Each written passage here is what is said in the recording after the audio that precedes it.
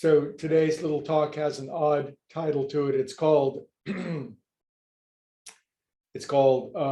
Bomb in the Bathtub. What does that mean?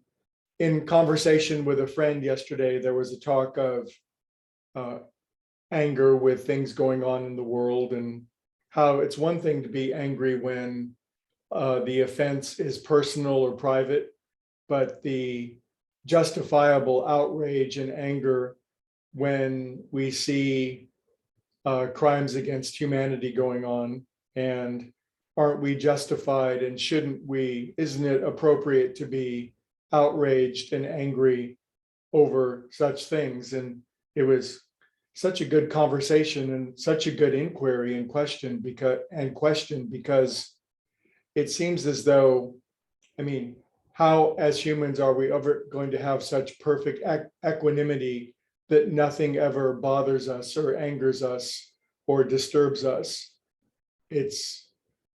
We're human. Things are going to happen and we're going to get disturbed. And the thought came to me in that conversation, it's as if we were sitting in a bathtub and somebody threw a bowling ball into it. And you better believe we're going to be moved, and the water is going to be disturbed, and things are going to be highly disrupted when that bomb hits that swimming pool. And some bombs are unmistakable. They're unmissable. When they land in your bathtub, you are going to be disturbed, and to pretend that you're not is really, well, it's lip service. It's not true energetically.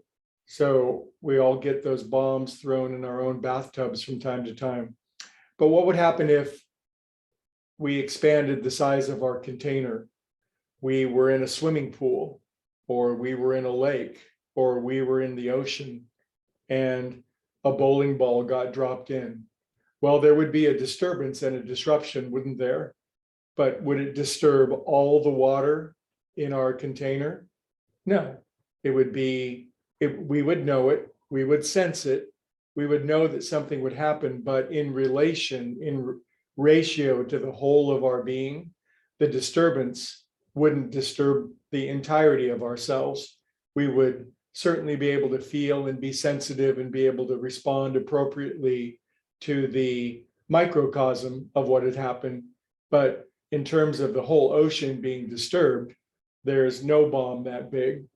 And we've all flown out over the ocean, and you could imagine something being dropped into that. You wouldn't even see it. You wouldn't even feel it. So there's some question is, well, if you're using this analogy of the ocean as our consciousness, does that mean God does not feel when we go through our trials and troubles and turbulence and the bombs being dropped on us? No, the ocean certainly feels every aspect of itself, but always in an appropriate ratio, always in an appropriate relative nature. When we meditate, we're connecting with more and more of this container of our being. Now, some people live in a very small bathtub, and bombs are being dropped every single day. You know people like this. Every day is a calamity of catastrophe, of mayhem, of cataclysm, one bomb after the next. Now, of course, these people in their justified anger are dropping bombs in other people's bathtubs left and right, all over the place. So everyone's bathtubs are roiled. There's always disturbance. There's always turbulence. And you threw a bomb in my bathtub, I'm going to throw one in yours. I'll get you back. But sooner or later in our meditation, we begin to tap into such a larger sense of our own oceanic consciousness that things will be dropped into our lives, even very big things. And while they'll certainly have an immediate temporal effect, they wash out so much more quickly. They dissipate so much more harmlessly. There's no need to throw a bomb in somebody else's bathtub because something happened to us.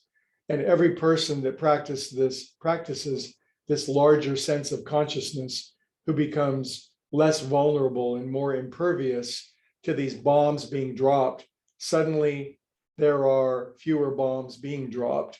And if one does drop, usually it's seen for the benefit that it brings rather than the turbulence that happens as a result. So in our meditation, it's really incumbent upon us to build this larger container. Things will still be dropped within us. And then we can judge, how long should this disturb us? Is this a week of disturbance? Is this a month? Is this a couple of decades? Or is this just a passing ripple on the surface of a consciousness that is ultimately perfectly undisturbed? You get to answer that. What size bathtub? What size bombs?